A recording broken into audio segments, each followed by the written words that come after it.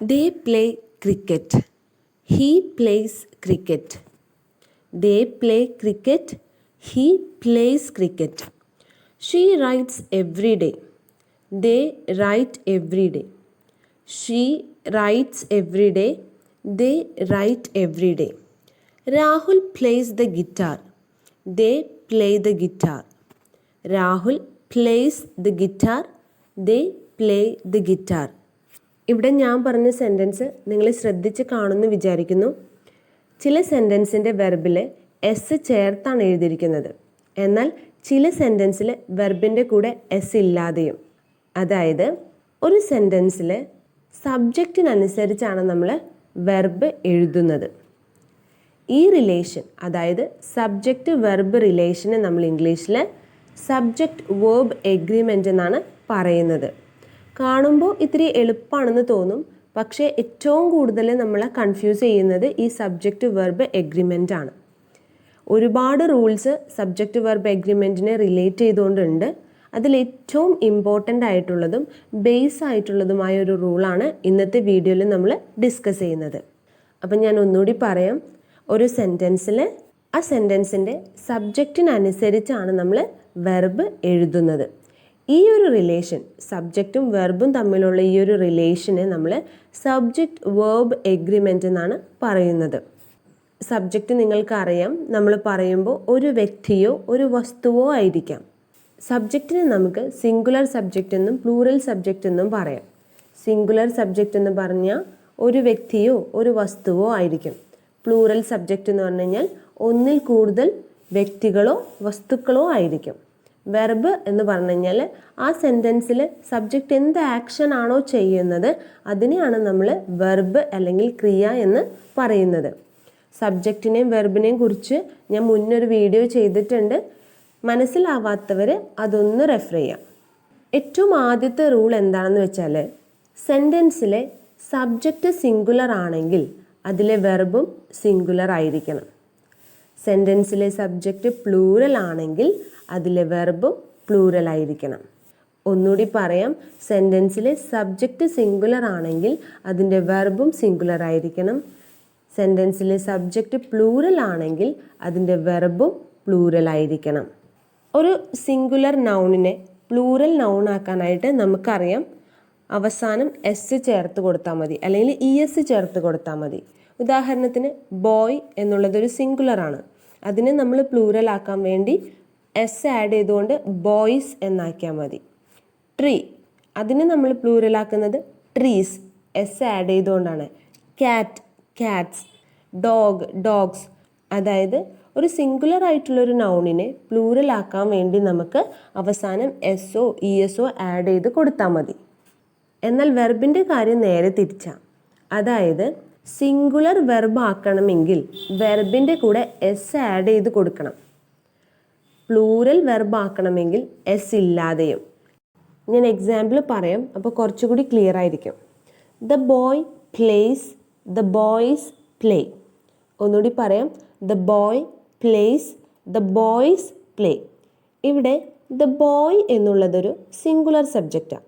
അപ്പോൾ സിംഗുലർ സബ്ജക്റ്റിൻ്റെ കൂടെ വരുന്ന വെർബും എന്തായിരിക്കണം? സിംഗുലർ ആയിരിക്കണം. വെർബിനെ സിംഗുലർ ആക്കാൻ വേണ്ടി അതിൻ്റെ കൂടെ എസ് ആഡ് ചെയ്ത് കൊടുത്താൽ മതി. The boy place.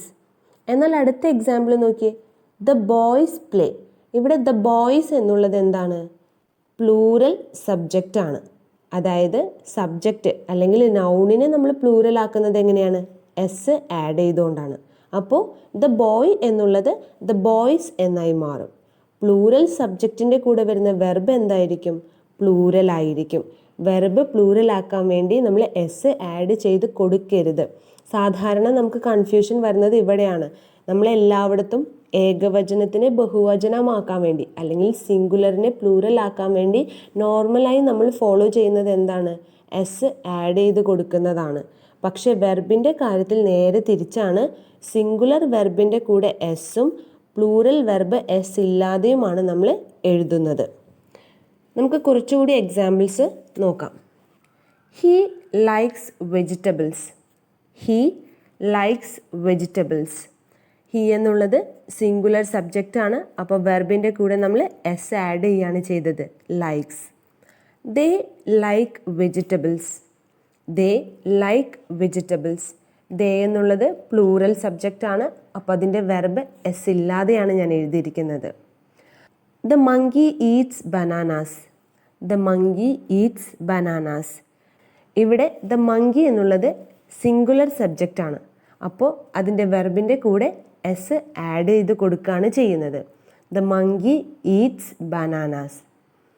The monkeys eat bananas. The monkeys eat bananas. The monkeys എന്നുള്ളത് എന്താണ്? പ്ലൂറലാണ്. ഒന്നിലധികം കുരങ്ങന്മാർ എന്നാണ് അർത്ഥം. അപ്പോൾ അതിൻ്റെ വെർബിന് പ്ലൂറൽ ആക്കാൻ വേണ്ടി എസ് ഇല്ലാതെയാണ് ഞാൻ എഴുതിയിരിക്കുന്നത്. The monkeys eat bananas. The boy plays cricket. The boy plays cricket. The boy എന്നുള്ളത് ഒരാളാണ്. അപ്പോൾ സിംഗുലർ സബ്ജക്റ്റ് ആക്കാൻ വേണ്ടി നമ്മൾ എസ് ആഡ് ചെയ്യുകയാണ് ചെയ്തത് പ്ലേയുടെ കൂടെ. The boy plays cricket. അതിനെ പ്ലൂറൽ ആക്കിയാലോ? The boys play cricket.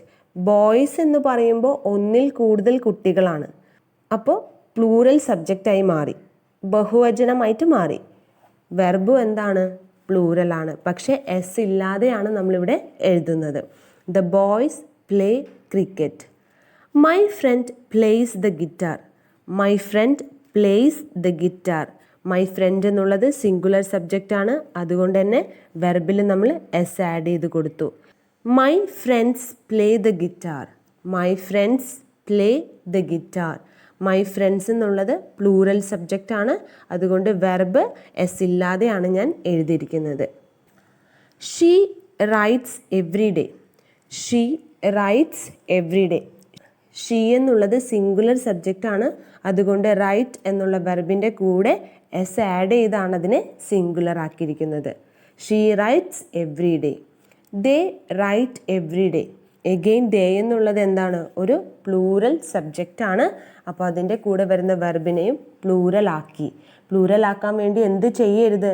S add ചെയ്യരുത്. എസ് ഇല്ലാതെയാണ് നമ്മൾ വെർബിനെ പ്ലൂറൽ ആക്കുന്നത്. എന്നാൽ സബ്ജക്റ്റ് ഐ ആണെന്ന് വിചാരിക്കാം. ഐ എന്ന് പറയുമ്പോൾ ഒരാളുള്ളൂ, സിംഗുലർ സബ്ജക്റ്റ്. അപ്പോൾ നേരത്തെ പറഞ്ഞത് സിംഗുലർ സബ്ജക്റ്റിൻ്റെ കൂടെ വരുന്ന വെർബും എന്തായിരിക്കും? സിംഗുലർ ആയിരിക്കും എന്നാണ്. പക്ഷേ ഐൻ്റെ കാര്യത്തിൽ വ്യത്യാസമുണ്ട്. ഐ ഒരാളാണെങ്കിലും അതിൻ്റെ കൂടെ വരുന്ന വെർബ് പ്ലൂറൽ ആയിരിക്കും. I play cricket.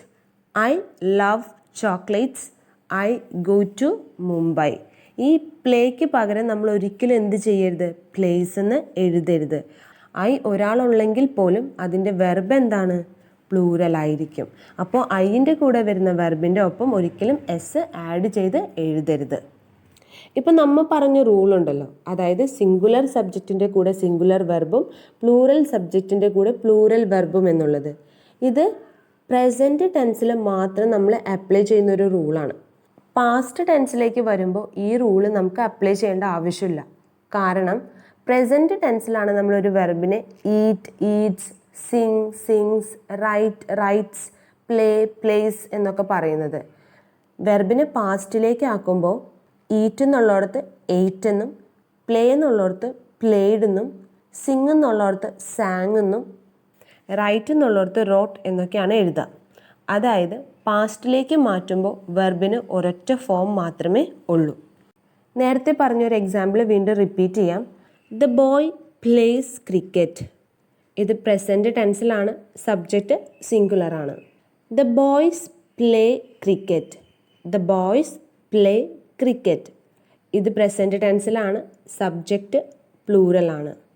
ഇനി ഈ സെൻറ്റൻസിനെ നമ്മൾ പാസ്റ്റിലേക്ക് മാറ്റാണ്. അപ്പോൾ പ്ലേ എന്നുള്ളത് പ്രസൻറ്റ് ഫോമിലാണ്.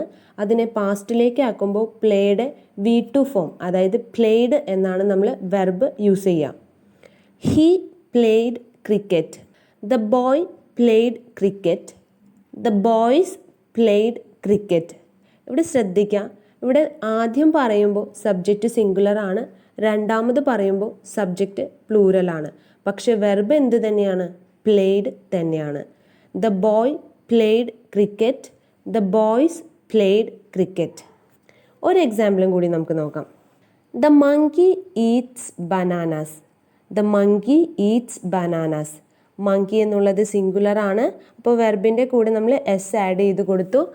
The monkeys eat bananas. Monkeys എന്നുള്ളത് എന്താണ്? പ്ലൂറൽ സബ്ജക്റ്റ് ആണ്. വെർബ് എസ് ഇല്ലാതെയാണ് എഴുതിയിരിക്കുന്നത്. ഈ രണ്ട് സെൻറ്റൻസും പ്രസൻറ്റിലാണ്. അപ്പോൾ ഇതിനെ പാസ്റ്റിലേക്ക് മാറ്റുക.